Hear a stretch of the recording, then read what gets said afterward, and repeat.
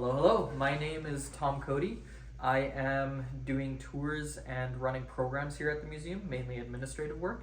I came here to support the museum since I've been a member since 2006. So, always happy to, pick up the slack. Yeah, thank you. Yeah. Nice. So we'll be heading in here for a quick little tour of the museum to showcase some of the things that we've collected and displayed. Nice, okay. No problem. The first attempt to drill for oil in Alberta was made by John Lynham at Waterton in 1901, Turner Valley in the 1920s and 30s. These discoveries were crucial for Canada during the Second World War. There was a war on. They knew there was going to be a shortage of oil. The Imperial Oil Limited's #1 well at Leduc, Alberta, coming into production. The oil started flowing under its own pressure at 4 o'clock this afternoon, Thursday, February 13th. What may be a momentous occasion in the oil world. In the gallery, we start off with geology. So, to the geology. In order to find oil and gas, we have to look for certain things in our environment, right? And what better way to do it than to examine the rocks that basically predate us and hold all of that information. So that's why we start with that. And showcasing here, for example, we have our little aquarium. A lot of people wonder why that is. Well, quick info to that. This entire area used to be covered by a tropical reef about 460 million years ago. So that predates the dinosaurs, and it had a lot of biodiversity, a lot of biomass, and that's the main reason why we can actually find those rich deposits in this area, because all of that biomass was wiped out during a mass extinction event, accumulated at the bottom of that reef, and was covered by sediments. And over time and pressure, it compacted everything and turned that slurry of carbon life forms into our long carbon chain molecules and some short chain molecules that we use as our fossil fuels and petrol reserves today. Yep. So that's a little tidbit on that. There's one main thing that we're looking for. It's a very porous rock, right? So you're not going to be able to hold anything in a solid rock. Mm-hmm. So that's why our main candidate is this right here. We call it our $1 million rock in this area. Mm-hmm. This is called dolomite. Yeah, And as you can see, it has a lot of open spaces to hold the oil. okay, it's in the stone. It's in the Yeah. stone, yeah. So some people always imagine it being a big cavernous reserve, like a hollow area. It's not. It's And so you don't use any kind of steam injection or something? not in this area particularly. Yeah. The only reason you'd use fracking in this area Yeah. is if you have those, the dolomite, Yeah. if the caverns aren't really connecting with one another. Yeah. Then you would put down a fracking. Yeah, so it's fracking lines, open and because it opens up the rock, Yeah. right? And that way you can drain it better. Yeah. But other than that, Other steam than injection, nothing, no. not that I know of that. yeah. Can you explain a little bit about fracking? How are you doing it? Okay, so fracking works like this. You have one pilot hole that you Yeah. put down, and you that line gets put in as your steam line, where you send in your steam pressure, and then you put down a second line, Yeah. which is called your scavenge line, Yeah. which sits above your fracking Yeah. line. When you put down the steam pressure, it fractures and opens up the rock, That's so nice. that you have lots of Yes, yeah, that's it, fissures yeah. to be able to drain, Yeah, yeah. and then your scavenge line draws up Yeah. whatever you've been able to free up. Yeah, so you are fracking with steam. So you're cracking the rock with steam. With steam, that's interesting. A Yeah, lot of so you people use don't know high it. pressure steam, yeah. And back in Holland, fracking, they do it with chemicals. Yeah. The main issue with that, Yeah. per se, Yeah. is if you're not very careful with it, Yeah. and you overpressure, for example, Yeah. you could damage rock layers above, or even Yeah. like clay layers, and that could cause, for example, the gases to to seep go- up yeah. into your groundwater, and then Yes. you have like flammable, stinky Yeah, yeah, yeah, groundwater, yeah, yeah. and some people have had the problem that their houses have become unlivable due Yeah, to that. due to it, yeah. Because when the gas comes in and you open your tap is made mainly for water, right? Yeah. But if you're off gassing and you're filling your house with gas, Yeah, I you have a light problem. one match, I know, yeah, boom. right? Stuff like that. So you I know. have to be really careful with it. You can't do it everywhere. No, Yeah. that's okay. We're looking at where we found our stuff is right here, the dolomite Nisku 2 layer. Okay. And even in the Leduc D3, that's where we're looking for our oil. And you're having to mow through all of this to be, like I was just saying, it's mainly archaeologists and seismic crew, right? So you'd send these guys out and they would do testing on a different scale. So over here we had coring. These guys are looking for sound wave reflections, right? So what they would do is they would move one of these gauging, or one of these units out, the seismic recorder unit, and they would drill little holes in the surface ground, and they put in sensors, little ears in the field. Apparently they're called carrots because they're orange. And you would have two options. Either you could drill a really deep hole and put dynamite down it and blow that up, or you could drive along with a thump truck, which is basically a big truck with a hammer, and it would hit the ground in intervals along a certain area, and then you would get a sound wave to travel through the rock, and when it comes back, if it's hit an oil reserve, for example, or a gas reserve, because of the different densities, it would come back refracted and reflected at a different angle than if it were just hitting solid rock. How they work, so when you touch it, you see that little spool, how it moves? Oh, yeah. That's how it's getting its feedback. All the way. It's just a coil. So is it kind of like a relay? Like that gives them electronic feedback? Well, not a relay in that sense. It would be a coil. Our Exxon Devonian Express. It's a simulator for drilling, and it takes you down, simulates taking you all the way down to the oil, and then brings you right back up with the oil. Yeah. Tremendous amounts of oil were found. The Leduc Formation is an ancient reef composed of reef builders like stromatoporoids, corals, and amphipora. These animals lived and died on this carbonate mound. As a result, a huge reef was built up.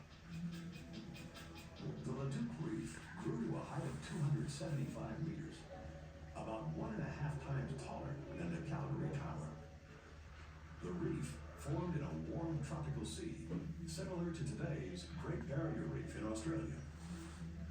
In 1946, seismic crews mapped the ancient Leduc Reef structure, which led the way to the drilling exploration in this area. Do you see that black oozing liquid? That's oil. To get the oil to the surface and finish off this well, we'll require a production casing to be set. This allows for a controlled flow of oil to the surface. We are now going back to the surface, leaving the history of warm tropical seas during the age of fish, tropical swamps teeming with dinosaurs, and the last glacier which towered over the land. We hope you found your trip both enjoyable and educational. We have now reached the end of our journey, but there is more to see.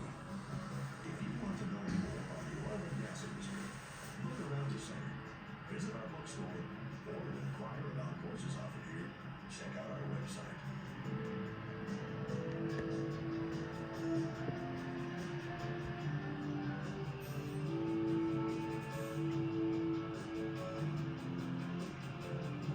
A little exhibit that seems like it's not really connected with the oil field history.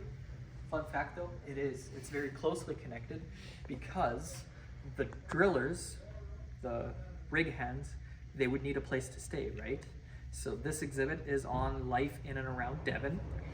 And Devon was actually founded because of the discovery here at this site. Because the nearest town is Leduc, it's 15 kilometers east of us. And imagine in the winter, always driving out here with those old cars over the gravel roads that are barely plowed. Yeah. Not If really fun. better any roads back then. Yeah, exactly. Yeah. Here is our skid shack exhibit. The reason it's called a skid shack, the rig guys would buy skids and they would build a house on it. It would be really easy to move. You'd get a flatbed truck, throw that on a flatbed truck and take it wherever you needed to go, because usually they would move, right? It was only meant as temporary housing, and they would live in there with their family. So we're talking 3 to 7 people, because it's husband, wife, and however many kids they had, right? Yep. And they live in those. And their main option was to go to towns in and around the area here. So Leduc, for example, they'd live on the fairgrounds, or they'd have to talk with farmers and lease land from them where they could place those. Yeah. But that wasn't a permanent solution, right? So when they made those discoveries here, because they knew they were going to stay a while, Yep. they decided to found Devon. So they purchased the land from the farmers here for a price back then of 24,000 Canadian dollars. And back then it was 5,000. Now it's like 25,000. So they didn't get much for that land.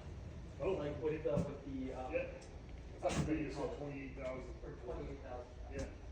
Somewhere around there. It depends on how you're calculating the inflation. Okay, of, I see. currency. Yeah. So Like what they paid for it then is worth 28,000 today. yeah, it's not very much what they got. Okay. So it's pretty crazy.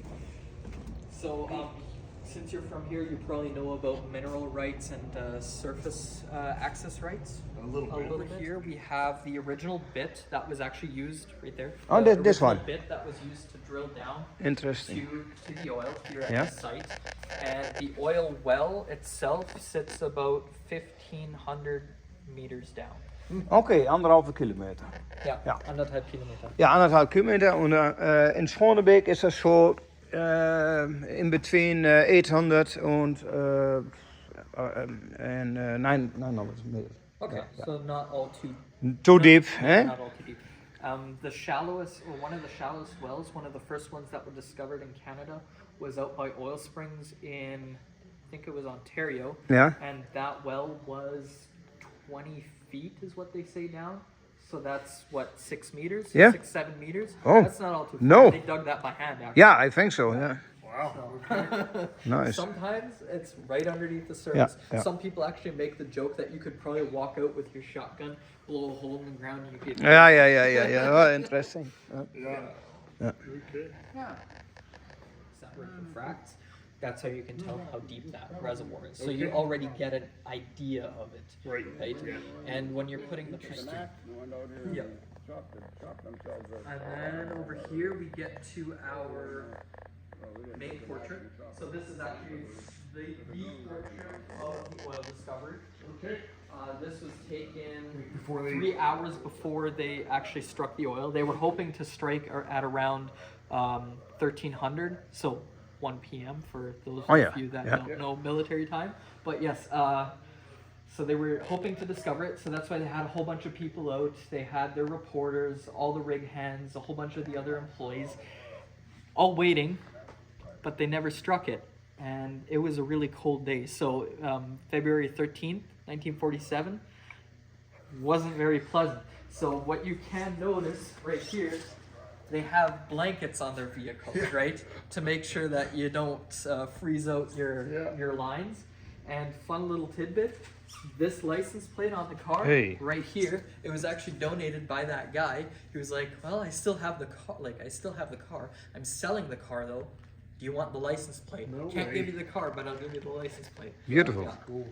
And then 3 hours later, so at 1600, so 4 p.m., they finally struck oil. But there was barely anybody out there. They just had a little corking ceremony, and that was it. But Yeah, that's the way it goes, eh? that's the way it goes. Yeah, you can't always wait in the cold, right? Wow. Huh.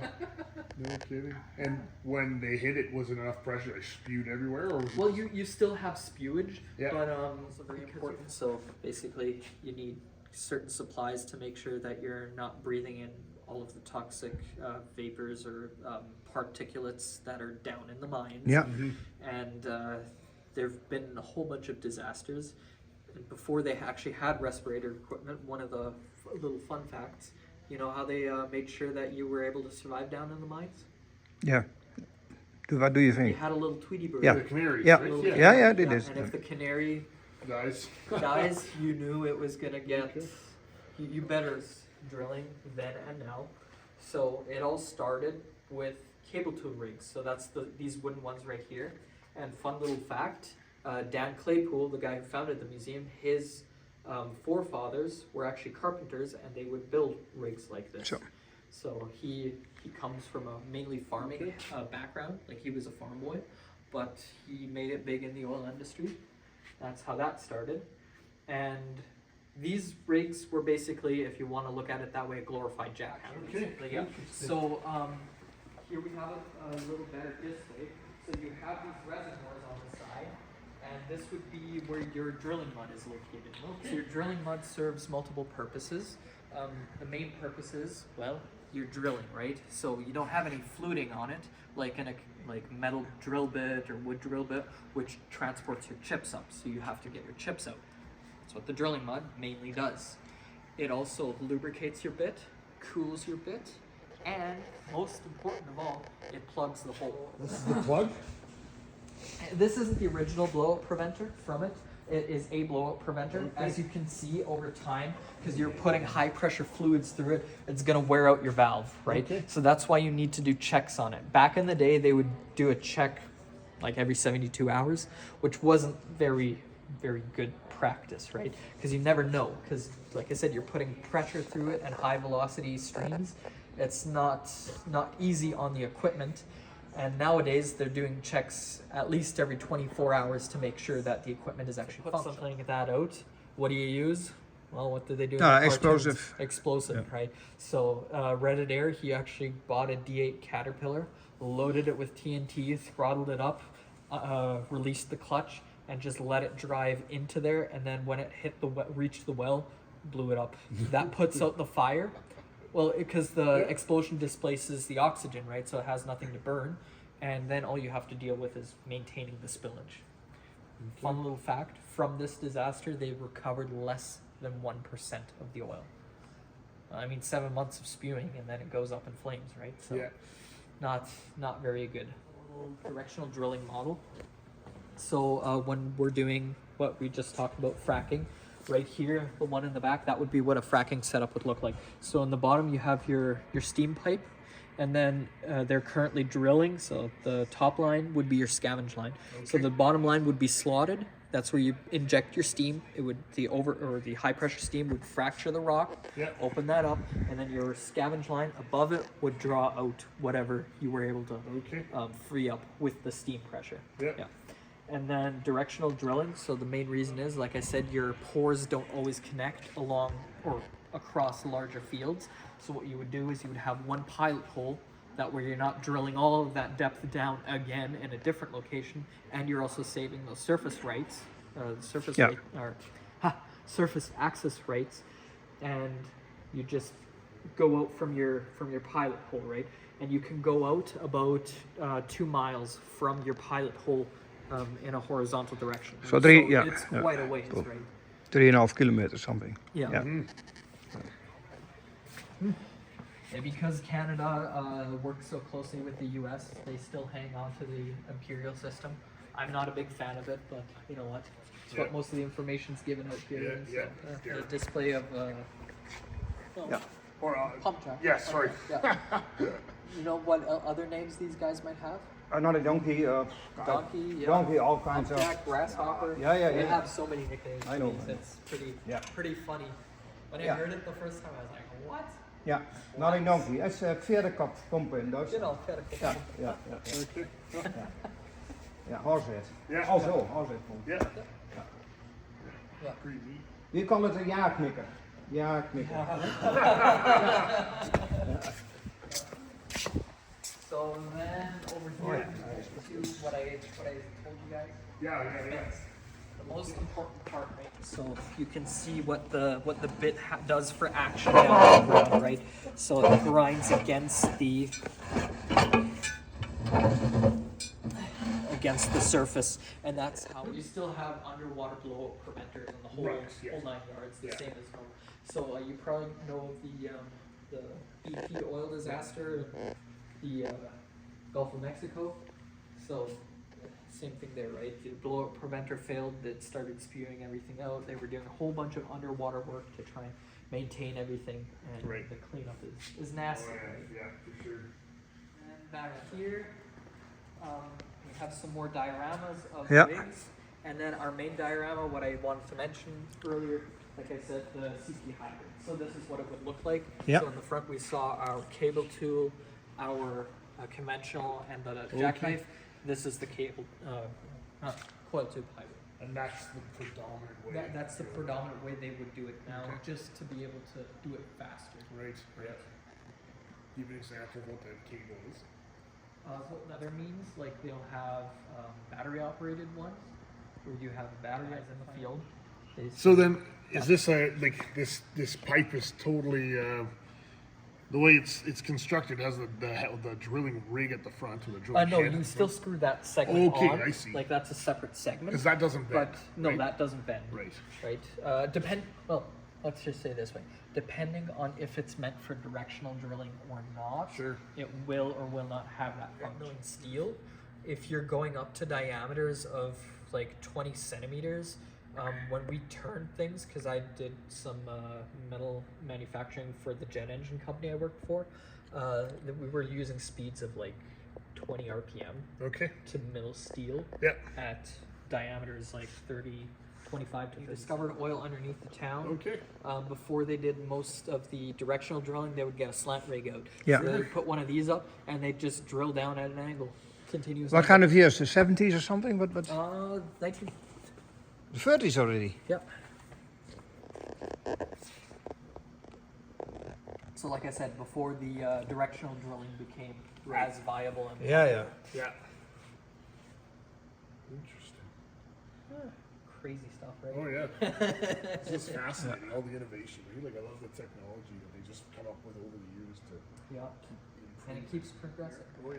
Before you can send these guys out, you have to do something very important. You have to survey the land and document everything about it. Yeah. So the type of ecosystem it is, how the runoffs, how the terrain is, what kind of animals, like the biodiversity in that area, back into formation. Yeah.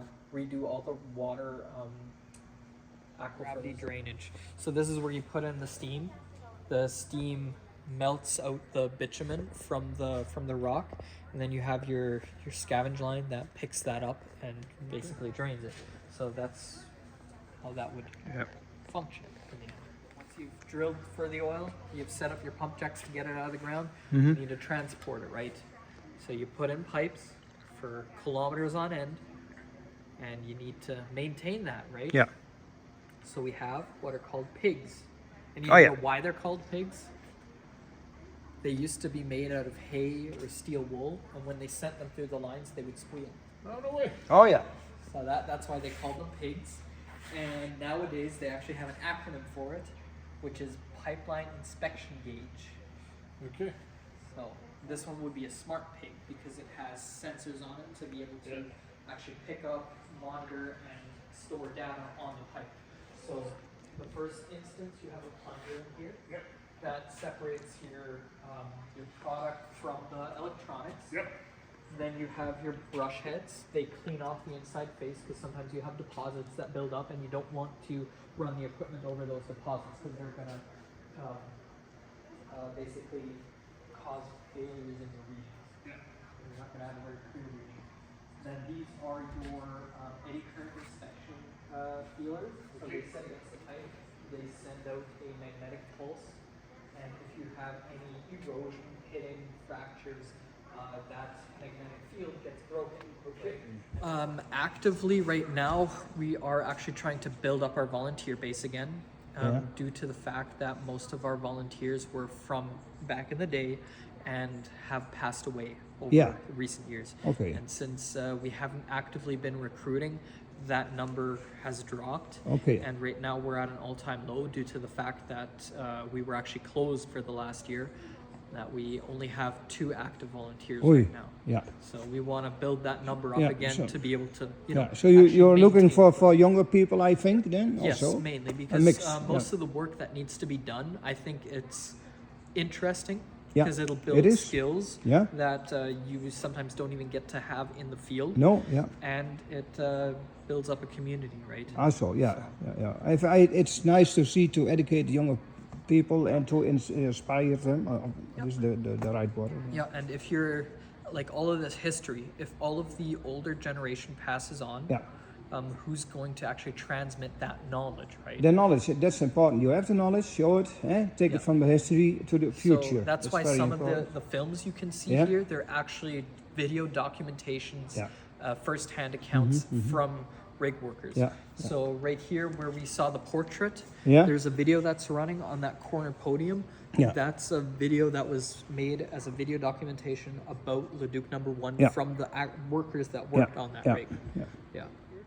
So everything that's set up over So you have sometimes schools already in here then. not just sometimes, usually like once or twice a week. But we'll that's have a good schools thing. that That's come in nice. And we'll run programs so they'll Yeah. get a tour depending on what kind of tour they book. This one was like a complete tour that we're doing. Yeah. Whereas they'll do like segmented off, specific Yeah, okay. to certain Yeah. parts of the curriculum.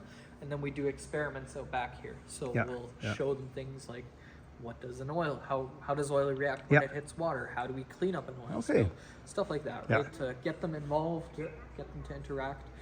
Yeah, pretty fun stuff. That's a good thing. Huh? Yeah, of course. Nice. See this quite a bit.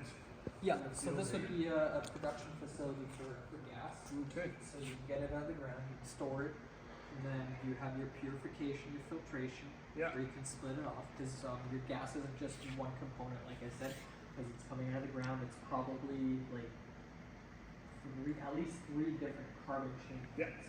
And that always determines your burn rate, what you can use it for, like your densities, and what kinds of pressures you can store it under. Yeah. So like you'll get out of here butane, propane, cethane, stuff like that. Yeah. And that you can't burn them all in equipment that's designed for specific things, right? So you need to be able to split them up and store them separately in that sense. Okay. And that's where they come in, go in different storage tanks. Yeah. And, yeah. So So what's the different like filter mats in there then? those would basically filter out impurities. So sometimes you have like sulfur in it. So it's, Okay. you'd have aggregates in there that would react with certain components in the gas.